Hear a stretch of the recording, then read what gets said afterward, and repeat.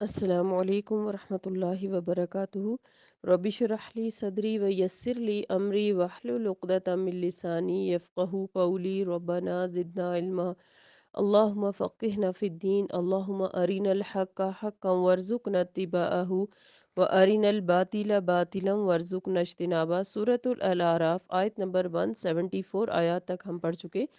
अगली आयत को पढ़ने से पहले हम पिछली आयत का रिकैप कर लेते हैं। औज़ु बिल्लाहि मिनश शैतानिर रजीम। बिस्मिल्लाहिर्रहमानिर्रहीम। वक़त्तअनाहुम फ़िल अर्दि उममा मिनहुमुस्सालिहूना व मिनहुम दूना ज़ालिक व बलवनाहुम बिल हसनाति वस्सय्यिआति लअल्लहुम यर्जिऊन। और हमने इन्हें टुकड़े टुकड़े करके ज़मीन में कई ग्रोहों में तकसीम कर दिया। इनमें से कुछ तो नेक लोग हैं और दूसरे इनसे मुख्तलिफ हैं, और हम इन्हें अच्छे और बुरे हालात से आजमाते रहे कि शायद वो अल्लाह की तरफ पलट आएं। फिर इनके बाद नाखलफ लोग इनके जानशीन हुए, जो किताब के वारिस बनकर इसी दुनिया की ज़िंदगी का माल समेटने लगे और कहते थे कि हमें माफ़ कर दिया जाएगा, और अगर वैसा ही दुनिया का माल फिर इनके सामने आए तो इसे ले लेते हैं। क्या इनसे किताब में ये अहद नहीं लिया गया था कि वो हक बात के सिवा अल्लाह से कोई बात मंसूब नहीं करेंगे? और ये बात वो पढ़ते भी रहे जो किताब में मज़कूर थी, और आखिरत का घर तो अल्लाह से डरने वालों ही के लिए बेहतर है। क्या तुम्हें इतनी भी समझ नहीं आती? और जो लोग अल्लाह की किताब को मजबूती से पकड़ते और नमाज कायम करते हैं, यकीनन हम ऐसे नेक किरदार लोगों का अजर ज़ाया नहीं करते। वो वक्त याद करो जब हमने उन पर यानी बनी इसराइल पर पहाड़ को इस तरह ला खड़ा किया था गोया कि वो साहिबान था, और इन्हें यकीन हो चला था कि वो इन पर अभी गिरने वाला है। इस वक्त हमने इन्हें हुक्म दिया कि जो किताब हमने तुम्हें दी है इसे मजबूती के साथ पकड़ो, और जो कुछ इसमें लिखा है इसे याद रखो ताकि तुम परहेजगार बन जाओ। और वो वक्त भी याद करो जब आप सल्लल्लाहु अलैहि वसल्लम के परवरदिगार ने बनी आदम की पुश्तों से इनकी औलाद को निकाला और इन्हें खुद अपने ऊपर गवाह बनाकर पूछा, क्या मैं तुम्हारा परवरदिगार नहीं? वो अरवाह कहने लगी, क्यों नहीं, हम ये शहादत देते हैं, और ये इसलिए किया कि क़यामत के दिन तुम ना कहने लगो कि हम तो इस बात से बिल्कुल ही बेखबर थे। या ये कह दो, शिर्क तो हमसे पहले हमारे बाप दादा ने किया था और हम तो इनके बाद की औलाद थे। क्या हमें तो इस कसूर में हलाक करता है जो गलतकारों ने किया था? हम अपनी आयत इसी तरह तफसील से खोल खोल कर बयान करते हैं, इसलिए करते हैं ताकि लोग राह रास्त की तरफ लौट आएं। आयत नंबर 175 आज की आयत। वतलु अलैहिम नबअ अल्लज़ी आतैनाहु आयातिना फनसलखा मिन्हा फअतबअहु शैतानु फकाना मिनल गाबिन। ये बहुत ही अहम आयत है कुरान पाक की, और इसको हम सब पर लागू किया जा सकता है। हम सबको इस आयत के बारे में ये नहीं सोचना चाहिए कि ये किसी और की बात हो रही है, बल्कि हम सबको अपने ऊपर इस आयत को लेना चाहिए। मैं अपने स्टूडेंट्स को हमेशा हर साल जब हम ये आयत पढ़ते हैं तो उनसे ये कहती हूँ कि ये आयत लिखकर ऐसी जगह पर अपने रूम में लगाएं जहाँ आपकी रोज़ाना नज़र पड़े। देखते हैं इस आयत में क्या है। ए नबी, आप सल्लल्लाहु अलैहि वसल्लम इन्हें उस शख्स का हाल सुनाइए जिसे हमने अपनी निशानियां दी थीं, लेकिन वो इनकी पाबंदी से भाग निकला। फिर शैतान इसके पीछे पड़ गया, चुनाचे वो गुमराह हो गया। तो दुनिया और ख्वाहिशात नफ्स के पीछे पड़ने वाले शख्स की यहाँ इस आयत के अंदर मिसाल दी है। इस शख्स का नाम ना कुरान में मज़कूर है ना हदीस में, और मुफस्सिरीन के जो अक़वाल हैं तो वो भी मुख्तलिफ हैं, क्योंकि अल्लाह और इसके रसूल का तरीका बयान ऐसा है कि अमूमन किसी बुरे शख्स का नाम लेकर इसे बदनाम नहीं किया जाता, बल्कि सिर्फ इसकी खसलत को बयान कर दिया जाता है ताकि दूसरे लोग इस बुराई से बच जाएं। और ये बात इंतहाई इखलाकी लिहाज से यानी इखलाकी बुलंदी की दलील है कि किसी को बदनाम भी ना किया जाए और असल मकसद भी हासिल हो जाए। इसकी मिसाल हर उस शख्स पर सादिक आ सकती है जो ऐसी सफ़ात रखता हो। ये शख्स आयात इलाही का आलिम था, यानी इसने कुरान पढ़ा, समझा और फिर वक्ती तौर पर उन पर अमल भी किया। बाअमर मुस्ताजब दावात था, और लोगों में इसके ज़ुहद और तक़ा यानी परहेज़गारी की शोहरत भी हो गई थी। चुनाचे लोगों ने इसके पास आकर इसे ऐसी दुआ की दरख्वास्त की जो शरन नाजायज़ थी। पहले तो इसने ऐसी नाजायज़ दुआ करने से इनकार कर दिया, लेकिन जब इन लोगों ने इसे बहुत से मालो दौलत का लालच दिया तो थोड़ी सी पसोपेश के बाद वो इस नाजायज़ काम पर आमादा हो गया। इस तरह इसे दुनियावी फ़ायदा तो हो हासिल हो गया, लेकिन जिस मुकाम पर वो जा चुका था और आगे जाने का इरादा रखता था, इससे गिर गया। एक दफ़ा जब इस पर शैतान का दाँव चल गया, तो आगे शैतान का काम निस्बतन आसान था। चुनाचे थोड़े ही अरसे के बाद वो महज़ दुनियावी फ़ायदे मफ़ादात की खातिर अल्लाह का पूरा नाफ़रमान बन गया और अपने अरफ़ा व आला मकाम से गिरता-गिरता ज़मीन की इंतहाई पस्ती तक पहुँच गया। इस शख्स या इस जैसे शख्स की मिसाल अल्लाह ताला ने उस कुत्ते की सी दी है, जिसकी लालच और हिरस का आलम ये होता है कि अगर कोई शख्स इसकी तरफ पत्थर फेंके तो भी यही समझता है कि शायद इसने कोई हड्डी या रोटी का टुकड़ा फेंका होगा।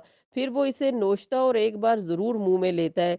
इसकी ज़ुबान हर वक्त बाहर निकली रहती है और राल टपकती रहती है और हर चीज़ को इसलिए सूंघने की कोशिश करता है कि शायद कहीं से खाने की बू पा सके। इसकी हिरस ओ आज़ का ये आलम है कि अगर इसे खाने के लिए कहीं से मुर्दार पड़ा मिल जाए और वो इसकी ज़रूरत से बहुत ज़्यादा हो, तो भी इसकी कोशिश यही होती है कि कोई दूसरा कुत्ता इसके साथ इस मुर्दार को खाने में शरीक ना हो।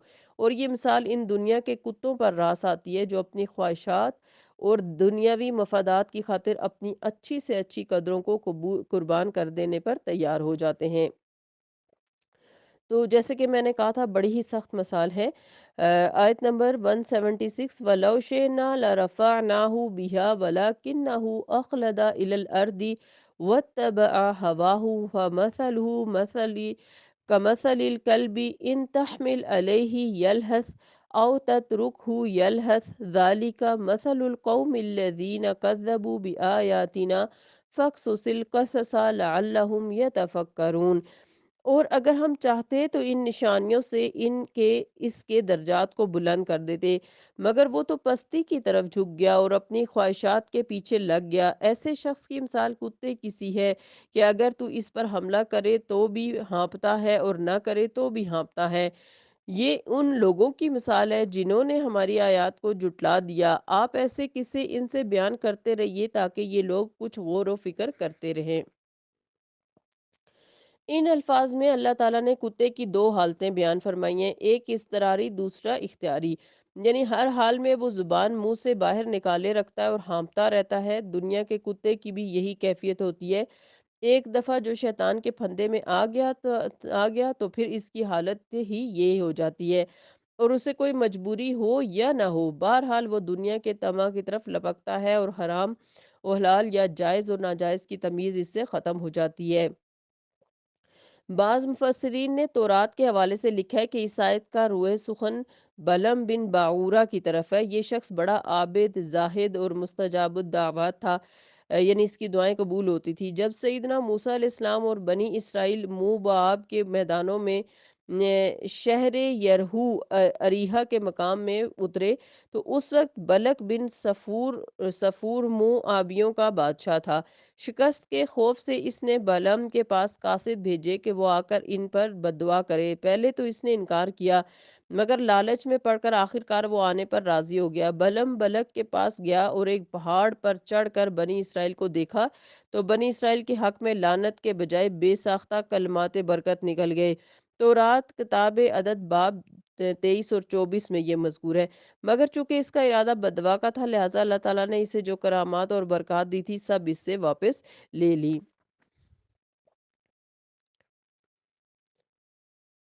आयत नंबर 177, साआ मसला निलकौमिल्लज़ीना कज़्ज़बू बिआयातिना व अनफुसहुम कानू यज़लिमून। ऐसे लोगों की मिसाल बहुत बुरी है जिन्होंने हमारी आयत को झुटलाया और खुद अपने आप ही पर जुल्म किया।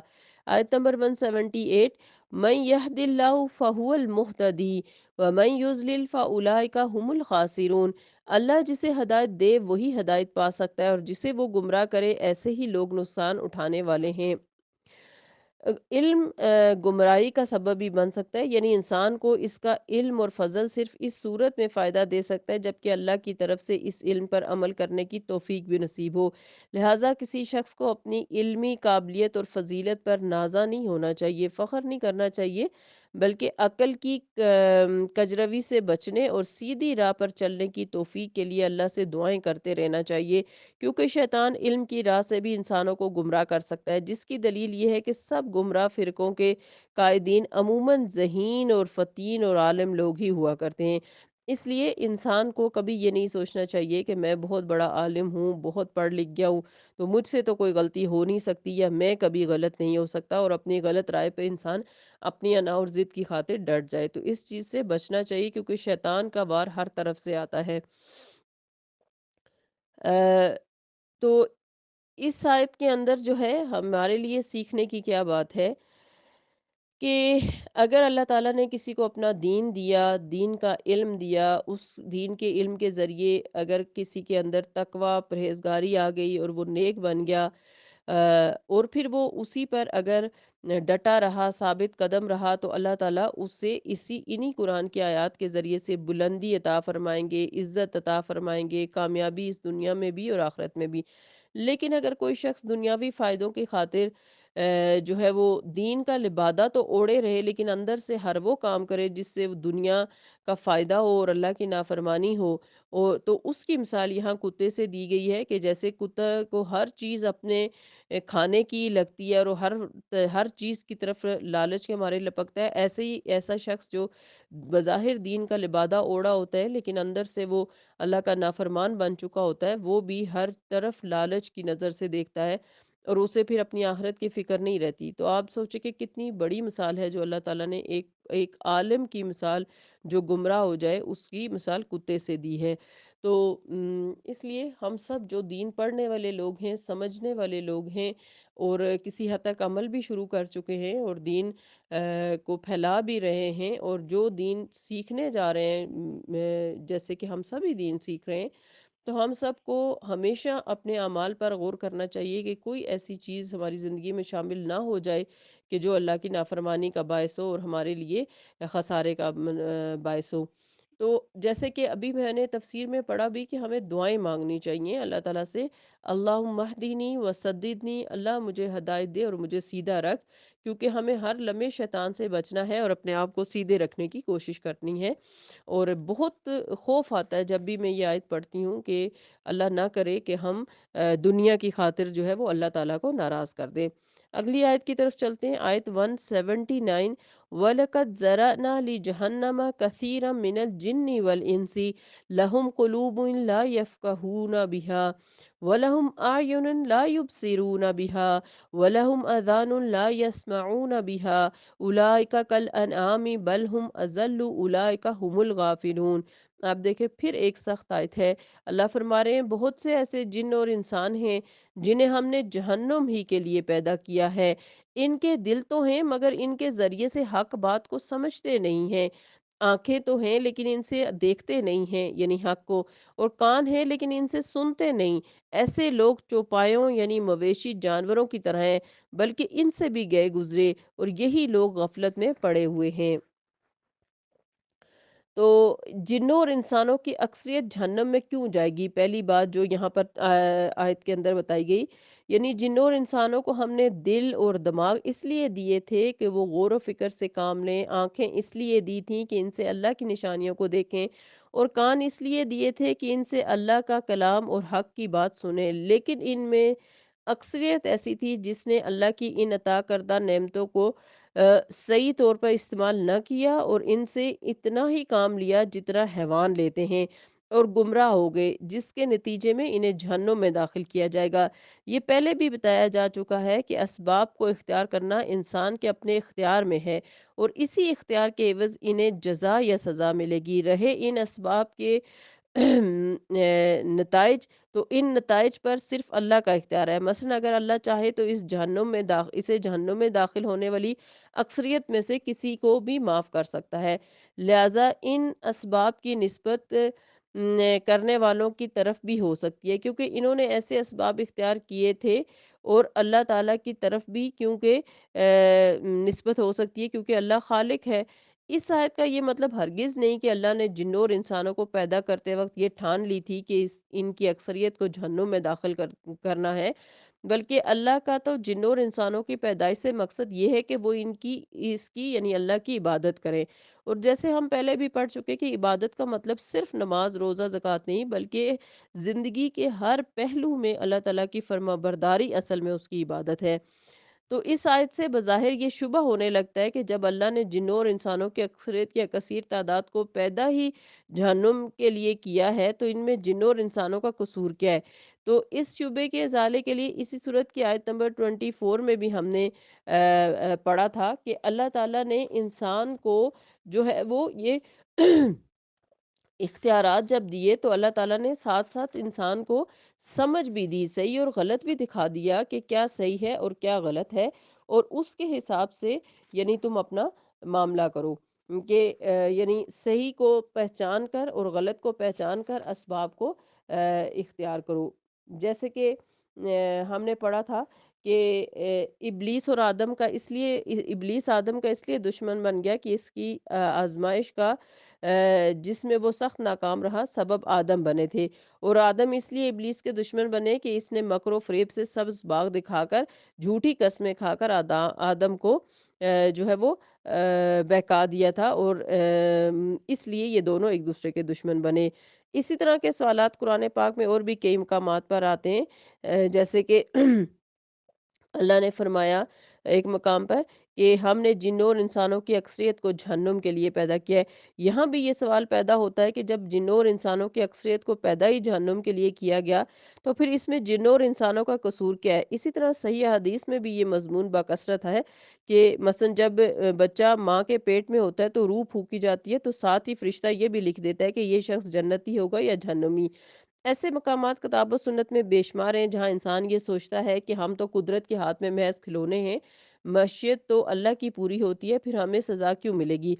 اس کا جواب یہ ہے کہ اللہ کو کسی چیز کے نتیجے کے متعلق پہلے سے علم ہونا یا اس کا علم غیب کسی انسان کو اس بات پر مجبور یا اس کا پابند نہیں بناتا کہ وہ وہی کچھ کرے جو اللہ کے علم یا اس کی مشیت یا تقدیر میں لکھا ہے، بلکہ اس کا مطلب یہ ہے کہ جو کچھ انسان اپنے پورے ارادے اور اختیار سے کرنے والا ہوتا ہے اس کا اللہ کو پہلے سے علم ہوتا ہے۔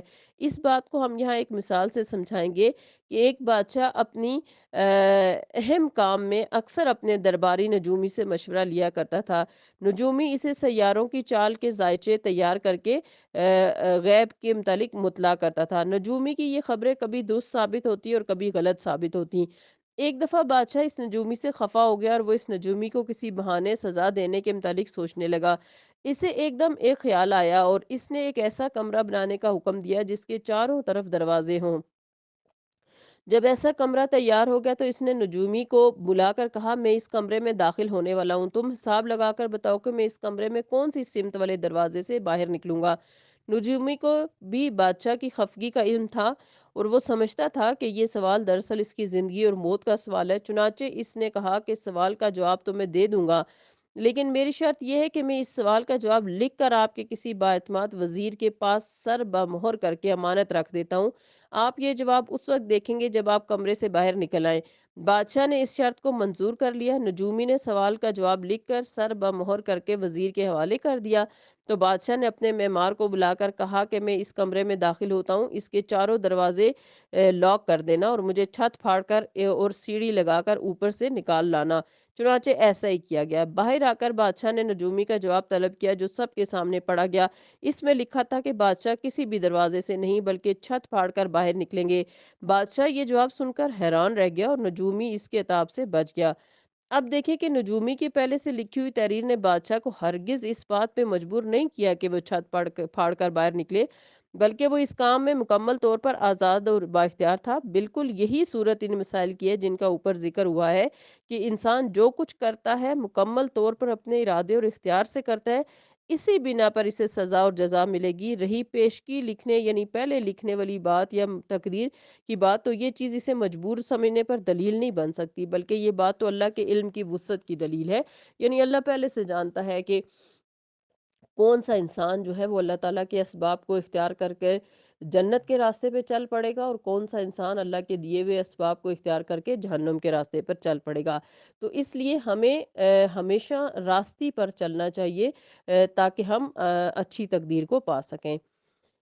اور جو دوسری بات اس آیت میں کہی گئی کہ ایسے کافر جو ہیں یہ مویشی جانوروں سے بھی بدتر ہیں، یعنی اللہ تعالیٰ نے جن کو ہر نعمت دی اور انہوں نے ان نعمتوں سے صرف اتنا فائدہ اٹھایا جتنا کہ مویشی جانور اٹھاتے ہیں، تو ان کے مثال دی گئی کہ کافر چوپایوں سے بھی برتر کیسے ہیں، یعنی چوپایوں سے گئے گزرے اس لحاظ سے ہیں کہ چوپایوں کو تو عقل اور تمیز عطا ہی نہیں کی گئی، لہٰذا وہ ہدایت کی راہ تلاش کرنے یا اس پر چلنے کے مکلف بھی نہیں ہیں، جبکہ انسان کو ہدایت کی راہ تلاش کرنے اور روحانی کمال تک پہنچنے کے لیے ایسی قوتیں عطا کی گئی ہیں، پھر بھی اگر وہ ان سے کام نہیں لیتا اور گمراہ ہوتا ہے تو وہ چوپایوں سے برتر ہے۔ یعنی انسان کو اشرف المخلوقات اس لیے نہیں بنایا گیا تھا کہ وہ اپنی مرضی کی زندگی گزارے، اپنی مرضی سے کھائے پیے سوئے اٹھے اور شادی کرے بچے پیدا کرے اور پھر چلا جائے، بلکہ اللہ تعالیٰ نے انسان کو اشرف المخلوقات اس لیے بنایا تھا کہ وہ اللہ کی دی ہوئی نعمتوں کے ذریعے سب سے پہلے اپنے مالک خالق کو پہچانے، اس کا بڑائی کا اعتراف کرے، اس کی عبادت کرے اور اس کی بتائی ہوئی ہدایت کے مطابق زندگی گزارے، نہ کہ اپنی مرضی کرے۔ تو جو لوگ اپنی مرضی کی زندگی گزارتے ہیں وہ جانوروں کی طرح ہوتے ہیں، لیکن جو لوگ اپنے مالک کو پہچان کر اپنے مالک کی بتائی ہوئی مرضی کے مطابق زندگی گزارتے ہیں وہ اصل میں اشرف المخلوقات اور اللہ کے مقربین میں شامل ہوتے ہیں۔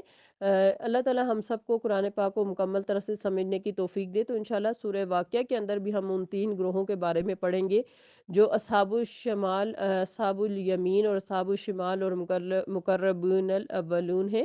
تو اس میں 3 کیٹیگریز ہیں۔